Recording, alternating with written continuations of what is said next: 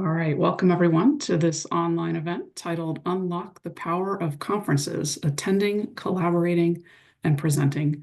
This event is hosted by ACM2Y. I'm Kara Tang, I'm the current chair of ACM2Y, so I just want to tell you a little bit about ACM2Y before we jump into our event.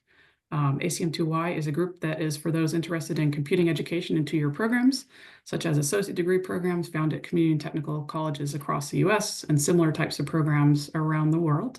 We host a variety of online events throughout the year, and we also have a presence at some in-person conferences.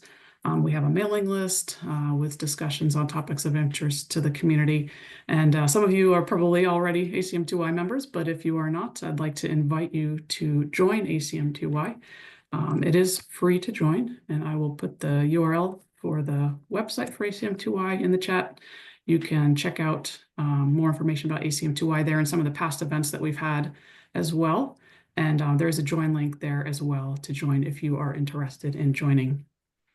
So yeah, so without further ado, I'd like to turn it over to Laura for the event. Go ahead. Hey, hi, good afternoon, everyone. So I'm going to serve as your moderator. My name is Laura Malave. I'm a professor in the College of Computer and Information Technology at St. Petersburg College in St. Petersburg, Florida. At St. Petersburg College, I teach the lower division and upper division cybersecurity courses, serve as the point of contact for the CAE Center of Academic Excellence as well. And then our two panelists. So Pam, if you could introduce yourself. Sure. Make sure I'm not muted. Okay. Yeah, my name's Pam Schmeltz. I'm a professor and department chair for the School of Information Technology at Ivy Tech Community College at the Columbus, Indiana campus. Ivy Tech Community College is the only community college in the state of Indiana. We have 19 campuses, and we're the only singly accredited institution, community college in the nation. We serve over 200,000 students a year. I also, my specialty is also cybersecurity, and I am also the point of contact for our CAE designation like Laura is. And Cindy. Hi there, I'm Cindy Tucker, a retired professor from Bluegrass Community and Technical College in Lexington, Kentucky. I guess my expertise was in teaching computer science courses there for a lot of the transfer students. We were also a CAE institution, which I was the point of contact while I was still working. And now that I've retired, of course, that's passed on to someone else. But it's a pleasure to be here with everybody today. Okay, so to kick off the conversation, we're going to start with a discussion on the benefits of attending conferences. So I'll start at the top, but our other panelists can start on any bullet that they're interested in. So I'll start on professional development. So conferences do allow you to attend sessions, attend hands-on workshops for professional development in your field, such as cybersecurity or in teaching. And a lot of them even keep track of the sessions that you've attended and allow you to use those continuing education credits automatically towards renewing your industry certifications, such as Security Plus or SAN certifications. Cindy, if you want to tackle one of the bullets? Sure. I think one of them, when I first started attending conferences that I really didn't put my whole heart into was the networking collaboration benefit of attending a conference. There is so much to be learned from our colleagues at the other institutions. I'm very much an introvert and I kind of like to sit back and watch, but once you get actively involved with others, either collaborating with them or just networking with them, learning what they're doing in their classrooms, or maybe even potentially working together in the future on some project, was such a great benefit to me, particularly right before I retired. It's just so much to learn from one another. And I think that's such one of the larger benefits of actually attending the conferences. Pam, it's on to you. Yeah, I'm gonna echo what Cindy said about the collaboration. I'm one of the type of people who, like, I've paid for this conference. I'm gonna go to every single one of the sessions.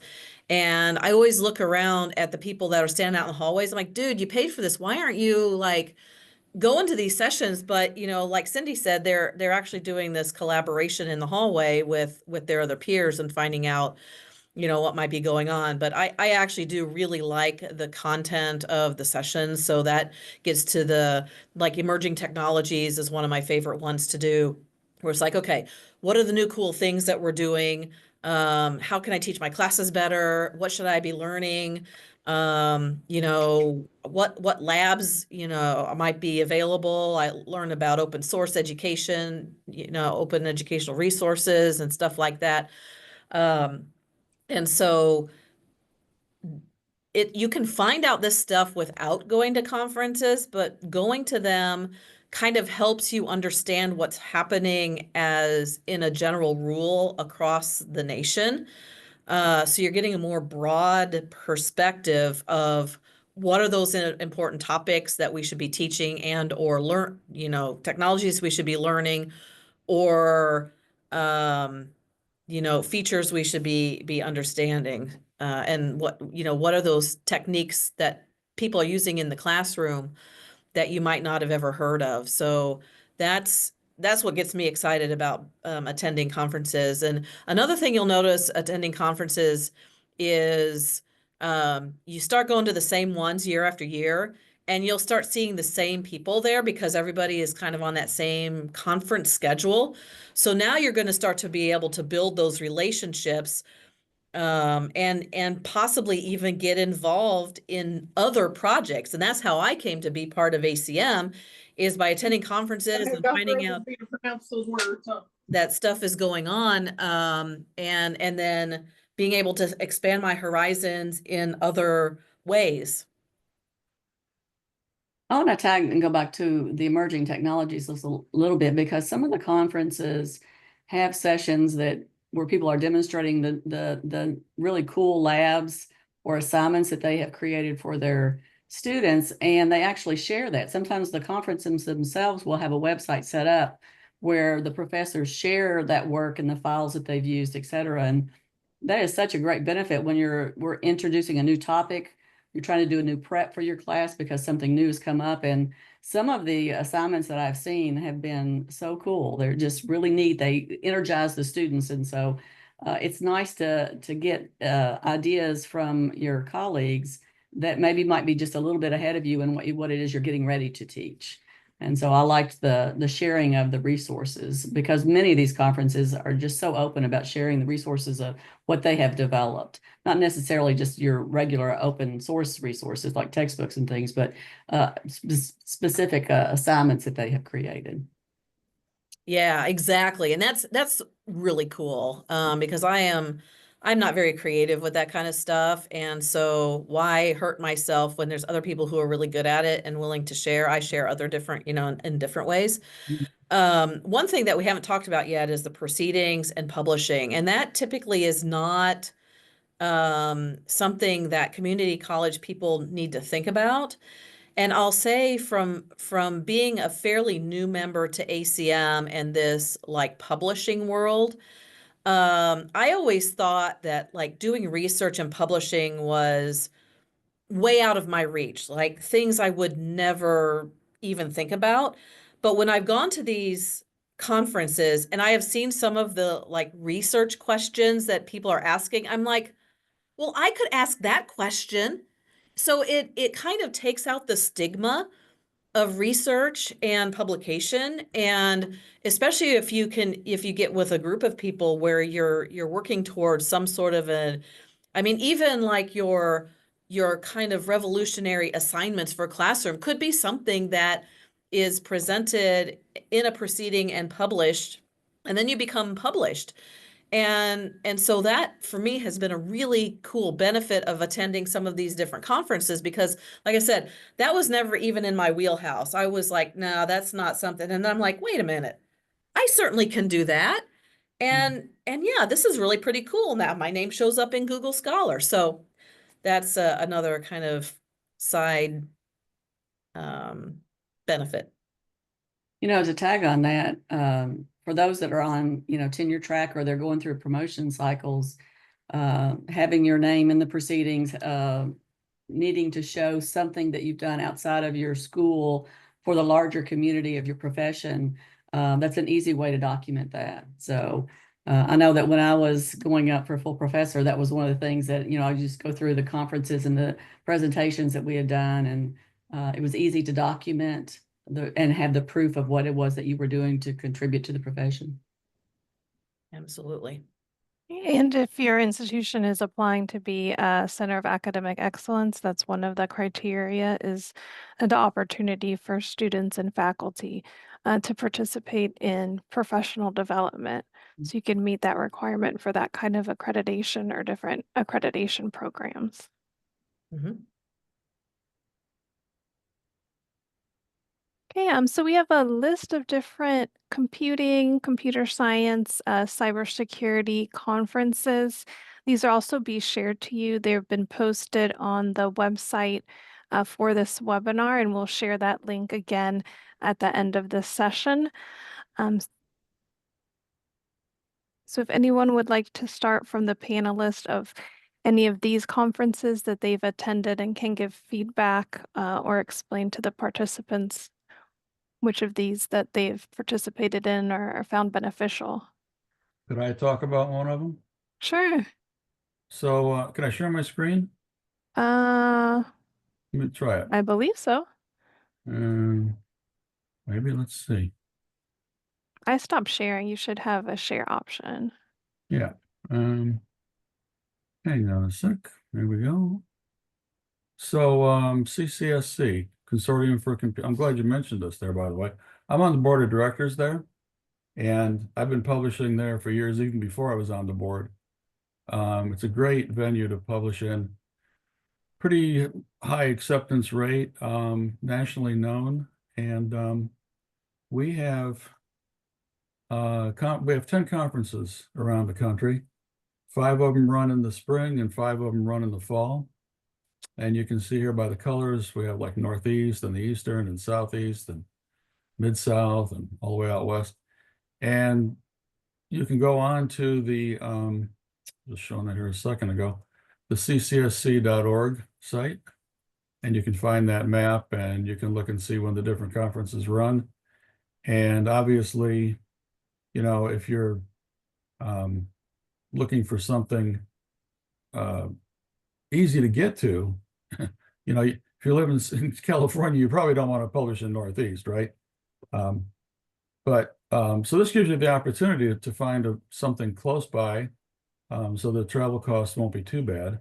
Although, some colleges will give you a boatload of money, not many. So usually you're traveling on a pretty limited budget. But we have a great time. We're having one here in a couple of weeks in Mid-South in Arkansas. And I think we've got about 16 papers that were published. The professors come, they present their works. We do dinner on Friday night. It's a Friday, Saturday kind of half day Friday, half day Saturday. So we do dinner Friday night, meet and mingle and all that stuff. And besides the papers being presented, there's workshops, there's tutorials, there's in most of these conferences, we have student programming contests, which are very popular. And what else? It tends to be less expensive to attend, right? Oh, yeah. I mean, if you're just going to attend, you can attend for $50 for 2 days. If you want to come and do the dinner and have the lunch thing on Saturday, it's like $100. And if you get published, that whole thing, soup to nuts with meals and everything, is $150. So now that's roughly because some conferences charge a little less, a little more. I think the highest one we have is about $170 for an author. And I think there's still some out there maybe at $135 or $140. So I say $150 is roughly about it if you're going to get published. And the nice thing that I found about it is that if you go to this site, ccsc.org, and right here, if you hover over this Journal of Computing Sciences in Colleges, just click this button here, and it will bring up, just scroll down, it'll bring up past issues. Okay, so these are the recent digital issues of these conferences. if you want to go back and look at older ones, you know, you can come up here and do that too. But so you have the full thing here. So you can look through all the papers that were published, and you get a really good feel for what's the format like, what are they looking for, you know, all that good kind of stuff. I think it's very helpful because if you put in a paper, I don't care what conference you're going to or journal you're going to, you need to know like what you got to do, right? Like how it should be presented and all that stuff. So it gives you a really good idea what makes it. And so if you kind of follow some of these guys, and then you know whatever you got on your mind, a little bit of research. Of course, you always want to have a literature review to help back up whatever you're doing. But I find it pretty easy to get published in here. I'm not going to say it's super easy, but it's a lot easier than some of these were.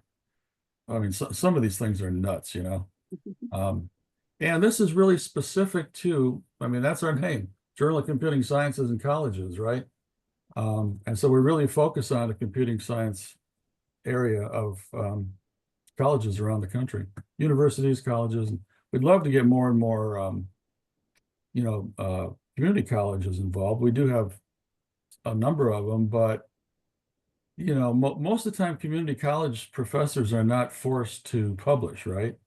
I mean, as opposed to like a 4-year college where you've heard of publish or perish kind of stuff, you know, it really does happen. And so, you know, if you're not publishing like 1 or 2 papers every 5 years, they get kind of down on you. Community colleges really don't have that issue, but still, you know, you're always doing something in community college. You're always seeing fun little projects and stuff that could benefit the community. And if you just write up a paper about it and get published, it's, you know, something nice on your CV. So That's right. Plus it's an inexpensive conference in a region yeah. that you can get to with not as much cost in travel, right? Yeah. And you can see what's happening at at smaller 4-year institutions, and you can maybe even find some new transfer partners, right?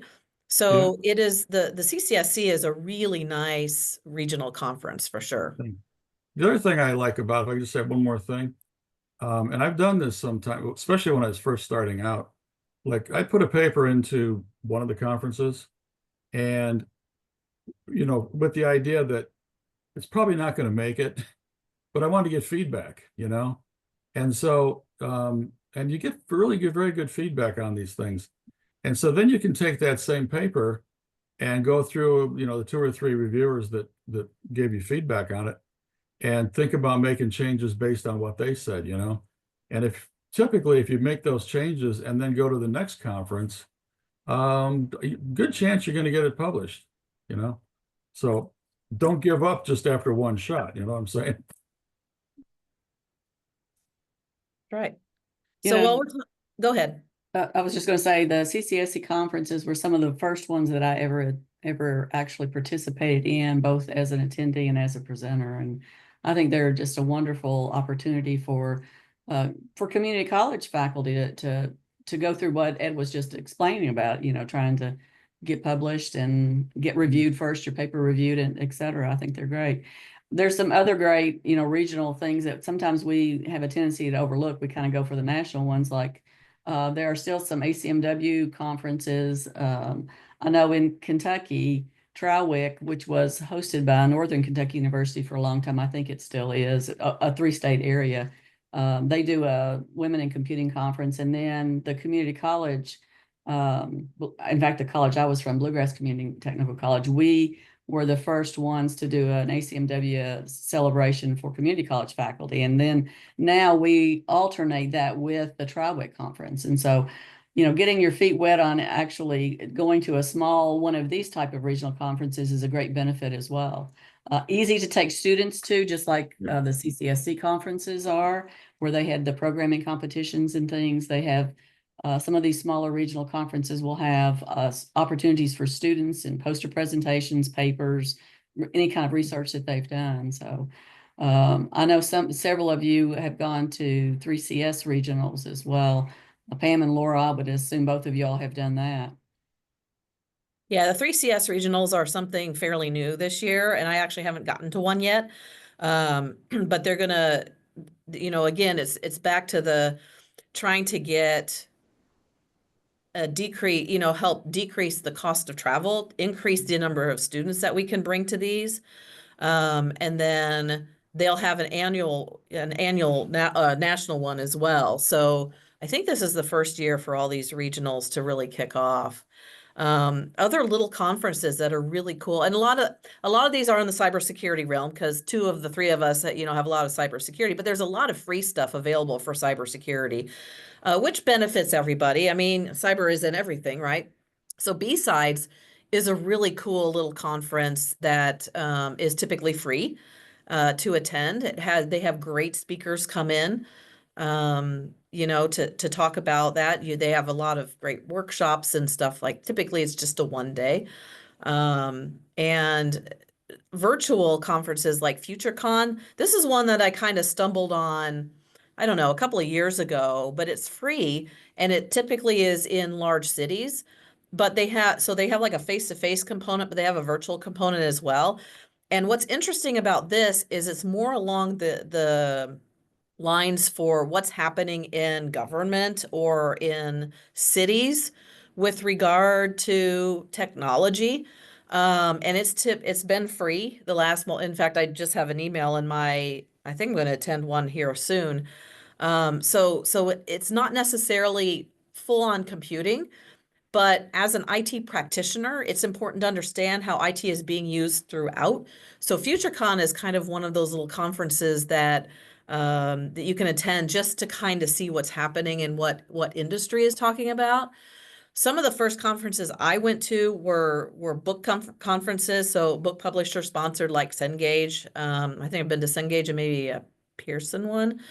But those typically can be depending on what the conference is. They like Cengage has a virtual one in the spring and a face-to-face one in the fall. That's just a one-day conference. Travel is a little more expensive for that, and the cost to attend it is not terrible. But a lot of times your local Cengage representatives will have like sponsorships, so you can actually attend that conference for free. And that's how I attended a lot of my conferences early on.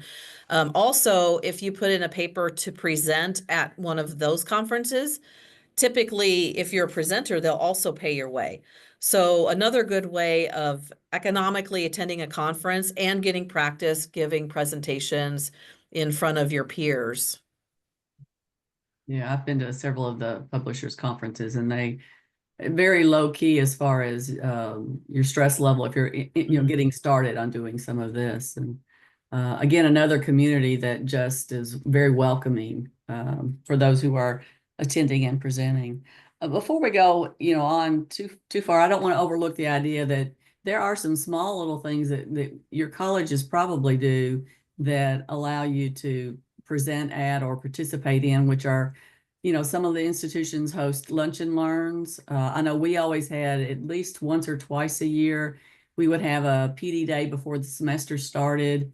And, we would present things that we've learned within our own profession. For example, right now, artificial intelligence would be a great topic to share at your college, across curriculum. Sometimes, depending upon community college's structure, like Pam's is all one large community college. In Kentucky, there's multiple ones but we're under a system, and so we have system-wide conferences sometimes, and those are easy to present at, to pull together some information, some things that you've worked with either alone or with colleagues in your system, and do some presentation sessions. Anything to get your feet wet, to get started on collaborating with others is just such a huge benefit. And we had a question from Enzo, if you'd like to unmute and ask your question. Can you hear me? Yes, we can hear you. Okay, very quickly so that the question makes sense. Okay, I Sure. I only learned about the ACM2Y in 2023, and that was because I registered for the Computer Science Teacher Association and started getting all in this. Okay, I haven't read much about it. The only thing I remember is like I thought something oriented to 2-year college programs. Okay, I teach remotely in Latin America. I'm in Boston, and I teach remotely in Latin America. My areas of research are programming language design and implementation, and computer science education. I know that artificial intelligence is very popular in cybersecurity, etc. I don't want to change that. I don't want to change that. But I wonder, can I find a list of the conferences that are related to the ACM2Y? and that's it. That's basically my most important question. Okay, you have a list there. Yeah, we have 2 pages of lists here, and then I also put in the chat the link to the website for the webinar. If you click on that link, it'll have the URLs for all of these 2 pages of conferences that we listed, and then there is a ACM conferences site that lists all of the ACM conferences in addition to the ones that we listed here. Thank you very much. And actually, they haven't never found, because I've been published by the IEEE and never by the ACM. And that's probably 20% of my motivation. I would like to have a publication with the ACM, but like the one that you have there on computer science education, the only one I know of computer science computer science education too is the ISEC, that's from the IEEE. Yeah. Like, and that's New Jersey. And I also presented the ITPC as International Technology, Information Technology Professional Conference. That's both for academics and practitioners. So I know more about the IEEE in the terms of the computer science education. Didn't know about the SIG CSE. So that's very useful. Thank you. Thank you. And there's a feedback form link in the chat. So for example, the conferences that you mentioned that we didn't list, if you click that link for the feedback form, there's a space where you can give us feedback on any conferences that we might have missed, and then we can circle back to the webpage and add those. So if you could do that, that would be great. And then the other participants can check that out after the webinar. Are these restricted only to educators? So still okay, or are they restricted only to people who teach at universities and colleges in the United States? You are for the ACM conferences, or No, in these conferences, like if you're not a professor in the United States, can you participate? Can you present? yeah, most you of get the these conference. are open access. Right.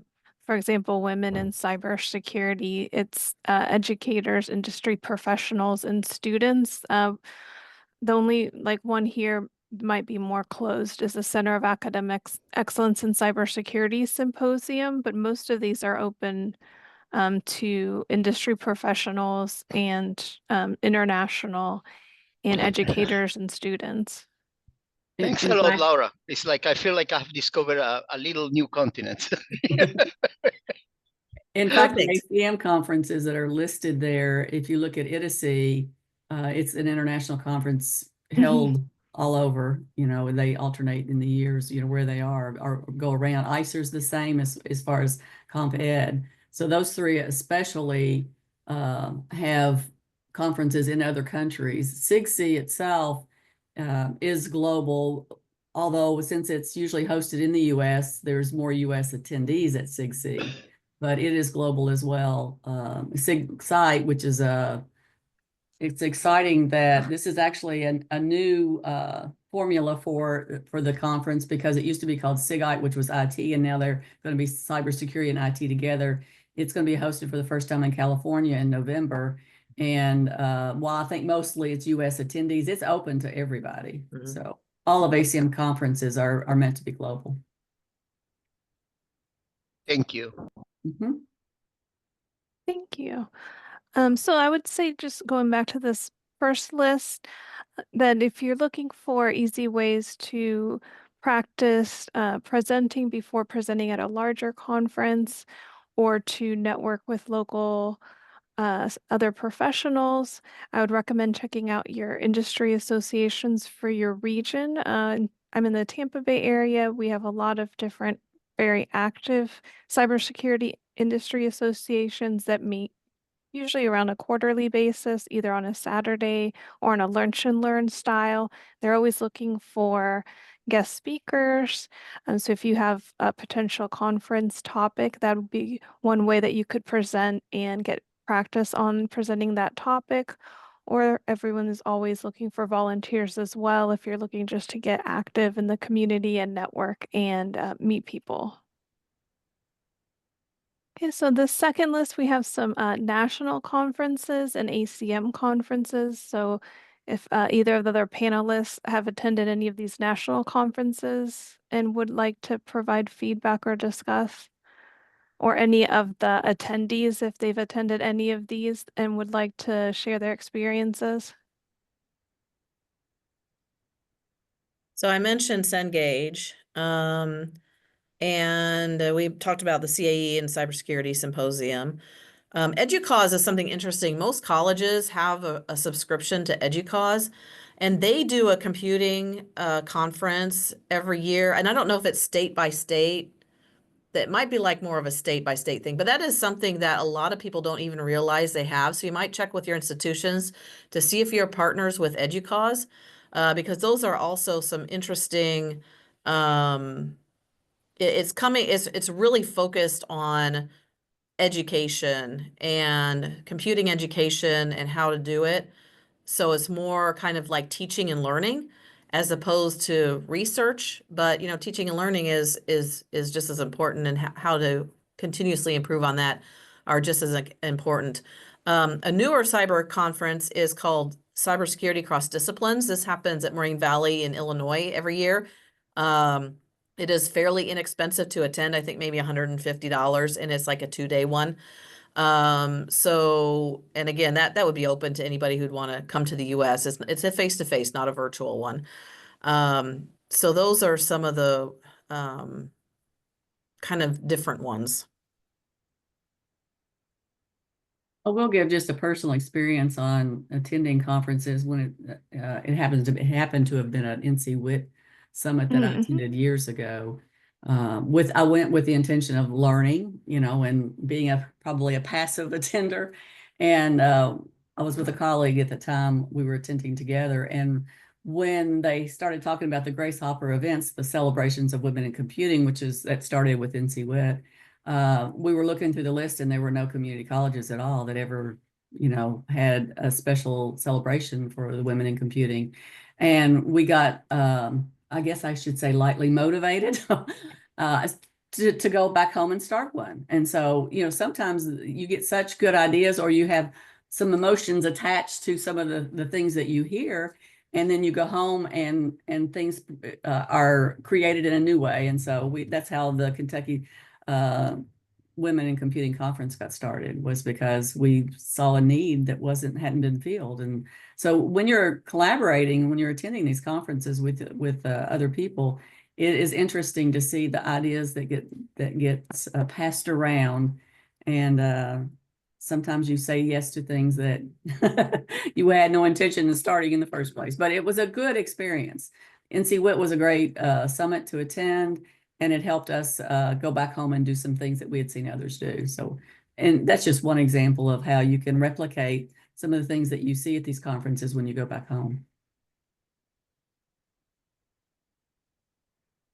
Okay, any participants, attendees have any feedback or experiences they'd want to share on any of that we listed here? Oh, I'm sorry.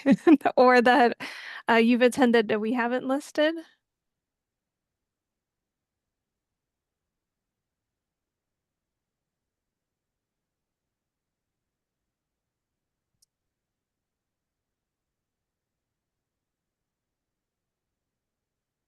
All right.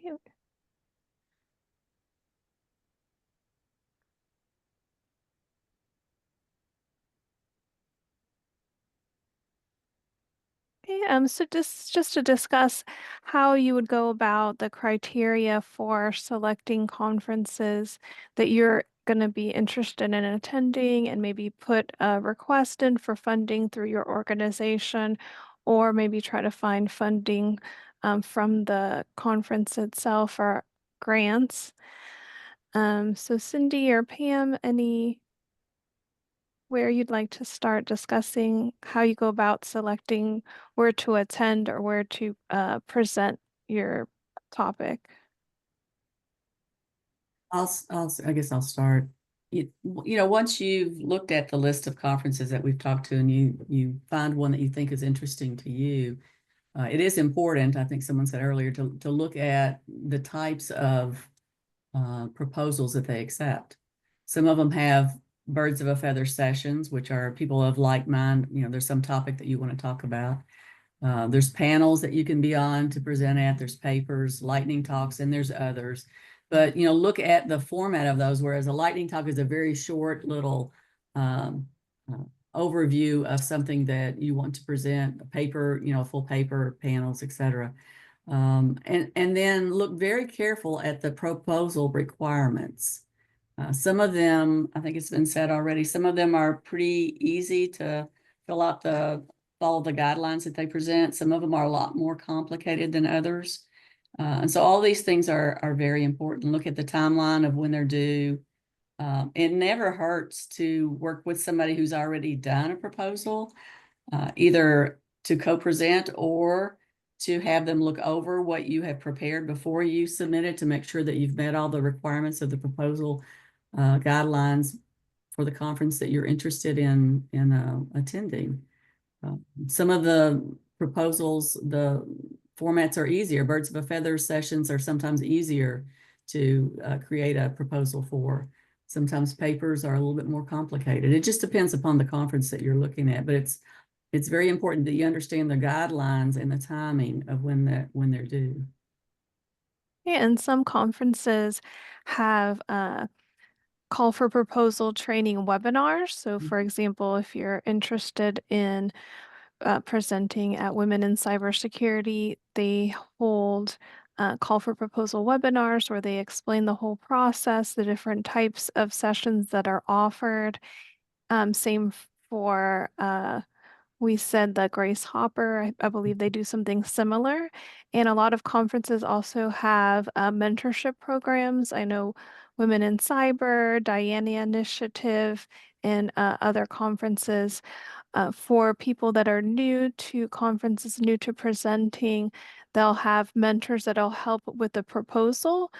And then they also have opportunities for mentorship to practice the presentation itself for those that have been accepted for presenting. Yeah, and when you're thinking about attending some sort of a conference, you don't have to necessarily attend for presenting, right? You might just want to go to a conference. So, look in your area. I would start looking in your local area and see where one of those regional conferences might be. And that would be affordable, and you can attend that. Also, do you want to take students? Maybe you have a student club on campus, and some conferences are more student friendly than others. So kind of think about, okay, yeah, I've got these students I want to take. For example, I took students to a cybersecurity conference last year, the Sirius conference, which is at Purdue. And we went to that one because it worked out in our schedule. However, it wasn't really suited for my community college students because we were talking about really high-end research and publication type of topics. So it was a bit over our heads. It was still a good experience, but I probably wouldn't take my students to that one. I might go to it myself, but I probably wouldn't take my students to that one again. So sometimes it's trial and error too. It's like, well, yeah, let's give it a shot. I think I had 15 students that I took with because it was in the state of Indiana. I could drive there. We spent one night in a hotel, and then we attended the conference the next day and drove home. So all those types of considerations are important to think about when you're picking a conference to attend. Do you want to attend it? Do you want to present at something? Maybe you kind of want to present something, but you're not sure. So you can always reach out to our ACM2Y distribution list and say, hey, like I'm thinking of submitting a proposal for this conference, but I don't think I could do it on my own. And this is my topic. Is there anybody who might want to collaborate? So utilizing the ACM2Y distribution list that you have access to as an ACM2Y member could be a good way to broaden your horizons and or meet other people and do a collaboration on something for a conference. Mm-hmm. Volunteering is also a good way of attending a conference. And the next slide we're going to talk about is funding, but a lot of times, depending on the conference, if you're willing to volunteer a certain amount of hours, you're able to attend the conference for free. So I'm all about the free and reduced fees for conferences. Yeah. I will say that I think in all the conferences I ever presented at, I had attended first. That was just me. I like to watch and see what the, see what the conference is all about and the climate and et cetera. And then I would put a proposal in a following year to actually do a presentation. Yeah, so the next topic is to give some discussion and some ideas on how to fund attendance for a regional or national conference. So to start off, I would say if you're teaching at a two-year college or community college, you probably have some kind of professional development funds available either on a yearly, bi-yearly cycle that you can place an internal request for. You may also be able to use departmental funding or your Perkins funds to attend conferences, or if you are taking a group of students to attend a competition or a conference, you may be able to use a student government association fees to be able to support the travel. Yeah, with funding, of course, every college is different. At Ivy Tech, we have a little note that comes out in the summer. So like in July, and it says, okay, everybody put in what you want your professional development for the year. And it's like, well, okay, know about this thing and this thing, but won't find out about this other one maybe until June, and then maybe there's no funding left. So being able to identify ahead of time what you might do, you can kind of base the timelines on conferences that are already in existence. They tend to run roughly the same time of year. But yeah, when you get to like those May, June, and July conferences, the school funding seems to be a little bit lacking depending on when your academic budget is. Ours starts July 1st. So that can be a challenge, but Perkins has been good for, especially for technology funding. Like I talked about, volunteering can get you some free stuff. Even presenting at a conference might get you the free travel and conference fees. So, if funding is a challenge, you might look at some of the smaller conferences that are less expensive and or will pay if you present. And or there's some planning that needs to occur.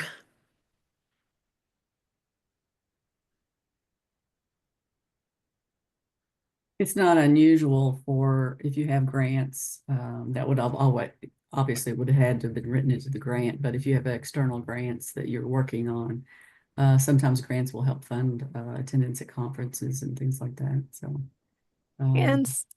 Oh, go ahead. no, that's fine. Go ahead. Oh, I know that some of the conferences like WSIS do have faculty scholarships and student scholarships. So you would want to review the website early of the conference you're interested in attending and see if they have any options for scholarship for first-time attendees or people new to the profession that might cover like a shared room with travel expenses. That's how I was able to attend WSIS last year. Plus, it was drivable, so I could just drive there. So that helped. Very good. Yeah, so just some discussion about some of the barriers that you might find or have experienced in the past when trying to attend conferences, and then some ideas of how you can try to overcome those barriers so you're able to attend. Probably the most common would be funding. So we discussed that in the previous slide. So these are then some other very common barriers. Cindy or Pam, want to pick one?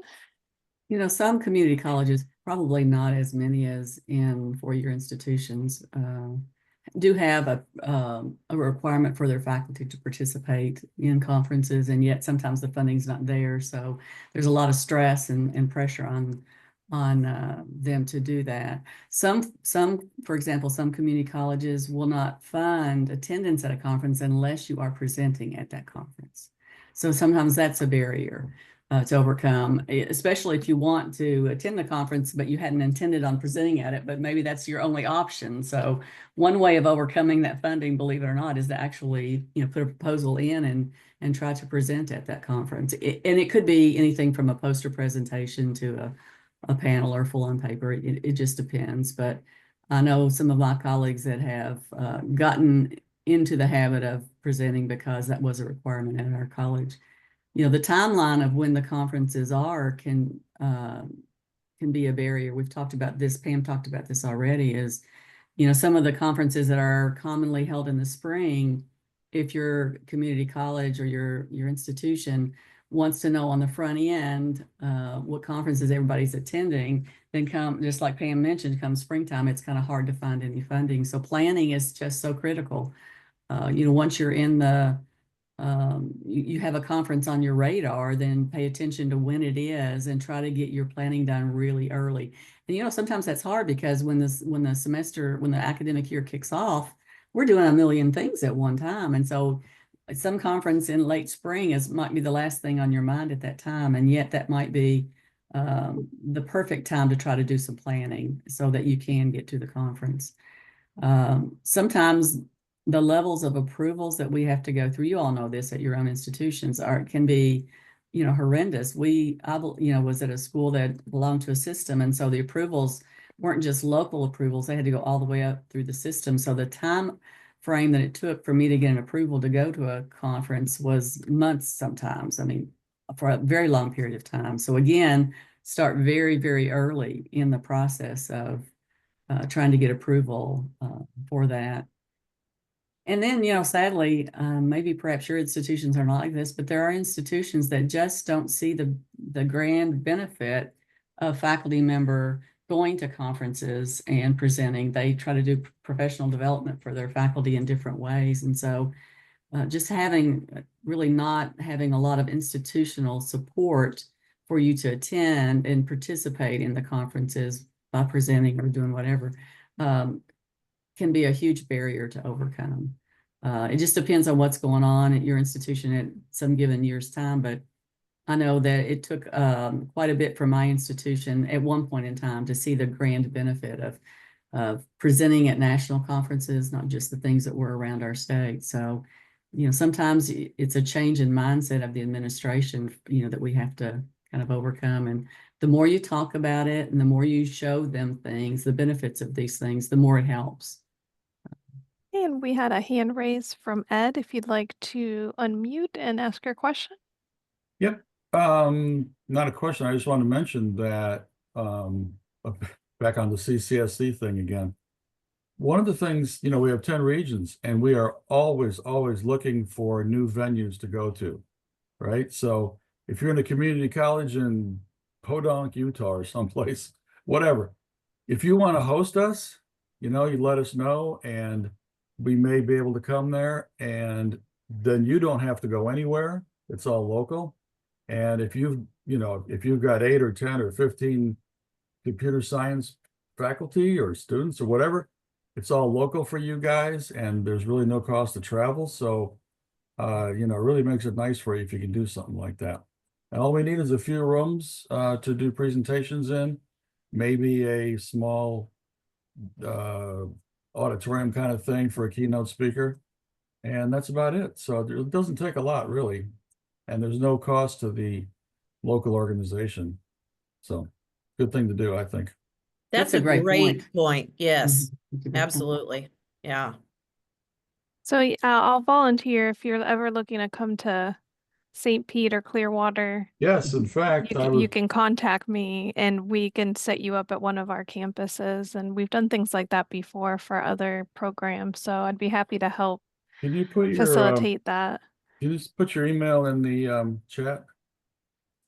I'd like to do that because I know our Southeast conference, I asked them if they've been doing anything in Florida lately, and they said, no, it's mostly South Carolina, Georgia, Alabama. So I'd like to get them down in Florida. And so I think St. Pete would be a great spot.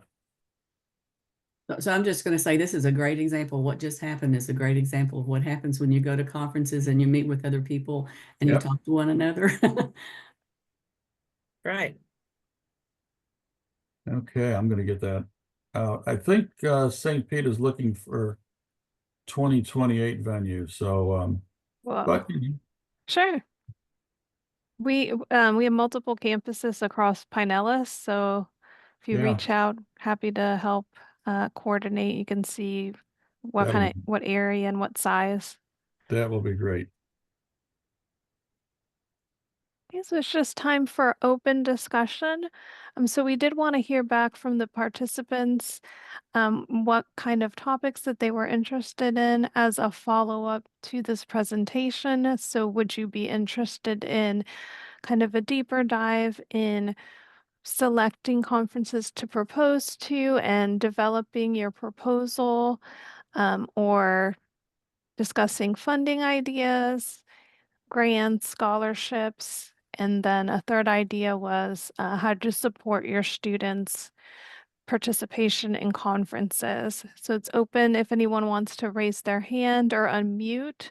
And then if you would prefer to type any of that feedback, the feedback form is in the chat, and I'll repost it in case anyone joined late. While we're waiting, I will just say that, one of the purposes of this webinar today was to try to encourage more community college faculty participation in some of the conferences and to understand the benefits of doing that. So I would love to see what topics you're interested in next, because we really want to, engage community college faculty members more and have their presence at these conferences at an increased rate.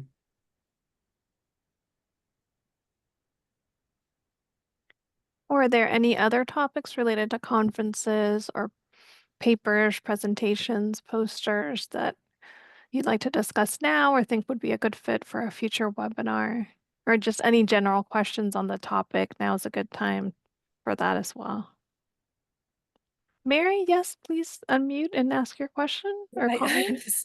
Let me put myself on video here. Sorry, I was figuring out how to raise my hand. Yeah, I am actually, I love attending conferences. So you don't need to I think encourage me conference. So yeah, but definitely proposals, because I have an idea for a proposal and the whole process is very intimidating to me because I've never actually done that before. So I have these sort of like, but yeah, any kind of any session on that would be wonderful. And also, you mentioned student support, and I teach at a community college, and we're pretty, it's a rural, small community college. And so a lot of my students are, commuting to campus and fairly long distances. They drive, um, across the peninsula of Michigan, in some cases. And so I would love to, hear people's ideas and like experiences with, getting students to participate, because I really feel like, sometimes it's hard to get my students, interested in doing anything outside of class time. They're great in class, they're happy to do whatever I make them, tell them to do, but outside of class, it just feels like, like they're so busy, or or they just find it overwhelming. So I'd love to, chat about that or hear people's experiences.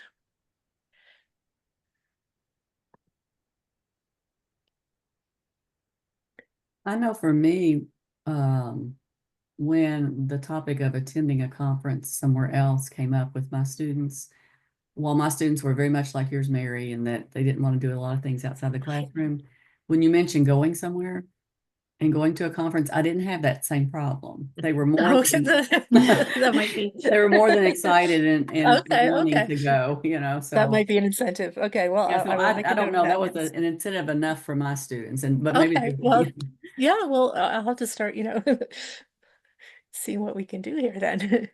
That so. might I'm be. not sure if you have a local B-sides depending where your area is, but we have a Tampa B-sides here, and they're always looking for volunteers. So that's a great way for students to get a free ticket. Oh, And then a lot of the organizers are local industry professionals, so the students can then network with people that are working in the field. And it's a great way for them to get out, and then they can attend the conference itself and attend the sessions. Thank you. That's a great idea. It's actually, there's nothing local where we are, but within driving distance for sure.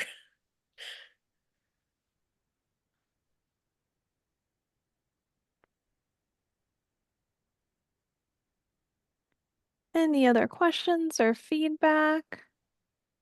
There's a resource posted in the chat about a new National Information Technology Innovation Center grant. Yes.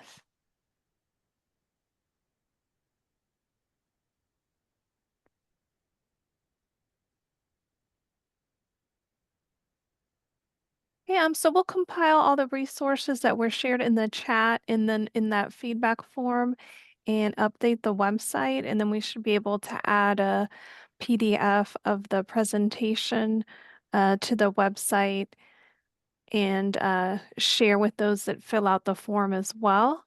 And then this is just a reminder for those that came in late or have not done so already to join the ACM2Y. The link is on the slide and also in the chat. So you just go to the ACM2Y website and there is a sign up form which will sign you up for the different mailing lists. So you'll hear about different conferences, a discussion on related topics, and reminders for webinars. So please do that if you've not done that already. Okay, thank you so much, everyone, for attending. We'll just hang out if anyone has any questions. Otherwise, we can check back on the website in a little bit and we'll have those updates. And then please fill out the feedback form so we can get your ideas for conferences we may have missed and for future follow-up sessions as well. Thanks, everyone. Thank you all. I have a question. Sure. So ACM2Y, you guys sponsor us, and I thank you for that. Did you know that? Yes. Good.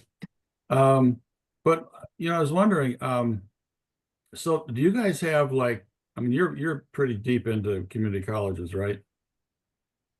Yes. Do you have a list of department heads or faculty, or would you share something like that, or could you help us, like when we have a call for papers going out in a certain area, you could maybe help us get that word out there to the community colleges? I would use the ACM2Y distribution list. Everybody can use that. Yeah. It's just a listserv. Okay. And also the ACM's Committee for Computing Education and Community Colleges do newsletters. We would always willing and welcome to put a little blurb in there about anything that's coming up. So the ACM2Y listserv, how do you hit that? Did you get an email? If you're a member of ACM2Y, you get the notifications. Me personally, probably not. Yeah, so if you just join ACM2Y, then you'll get on that listserv and then you can just reply to it. Yeah, and I think the actual address is like in the, in the contact bar. The thing is though, so we have 10 conferences. I would hate to have these going out from 10 different conferences because that's kind of filling people's mailboxes. Yeah. I was wondering if you had something more like, for example, you could say, send this to everybody in California, Oregon, Washington, or something like that. Yeah, Laura, I don't think that this list is separated out by region or anything, is it? I don't think so. Yeah, it's just names. Would make it more targeted that way without bugging everybody. But yeah. I imagine you got a pretty big list. So, well, I guess we could try. And when the Committee for Computing Education and Community Colleges sends out their newsletter, we always have a list of the CCSE conferences in there. We don't have a link to call for papers or anything, but we have a little section in our newsletter every time we send one of upcoming conferences, and the CCSC conferences are always listed. Yeah, great. Super.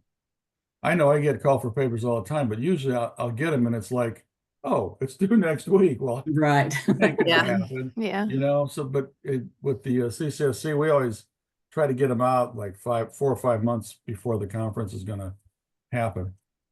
Is that only for educators? The conference? Yeah, No, we have a lot of students that attend. because there is a CFP time website, but that's just generally open to the public. But I don't know if you want to post it there. Nah, what we're really trying to do is focus on computer science professors that would Mm-hmm. like to get published. That's the big focus. But then we also have, and all of our conferences are different. We have some that do very little with like programming contests for students. But then we have other ones that have, I mean, they have 150 students that come in, they do these big programming contests. Mm-hmm. Mm-hmm. So it just depends on the region and who's running it and all that good stuff. So they're all a little bit different, but I'm just trying to get more the word out there more. So we'll keep at it. And Cindy, by the way, you're in Kentucky. I think it's looking like our Mid-South Conference next year is probably going to be, I think, in Tennessee. So that's kind of close to you. Oh, that's easy. Yeah, that's close. Yeah. Yep. So, well, thanks for putting this on. I enjoyed it. And Thanks for helping us. see you guys at the next SIGC conference. That's right. Right. Okay. Or come to our Yeah. conferences. You guys are, what are you, platinum member, I think, or something? Right. Yeah, you can send 2 people every conference, right? We have been, most of them, yeah. Yeah, well, are you coming to Mid-South? Somebody is, I think. I don't know. Marcus or Christian. I haven't heard of anybody coming. Well, send them on down. Clarksville, Arkansas, That's in right. the Ozarks. I hear it's pretty. I haven't been there, but I will be. Thanks a You'll lot. know. See y'all later. Thank Thank you. you. Yeah.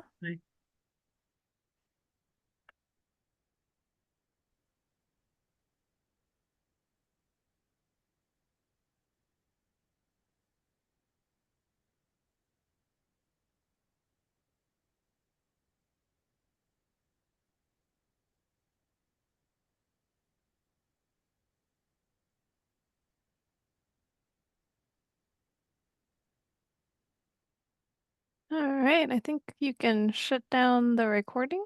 We'll do that.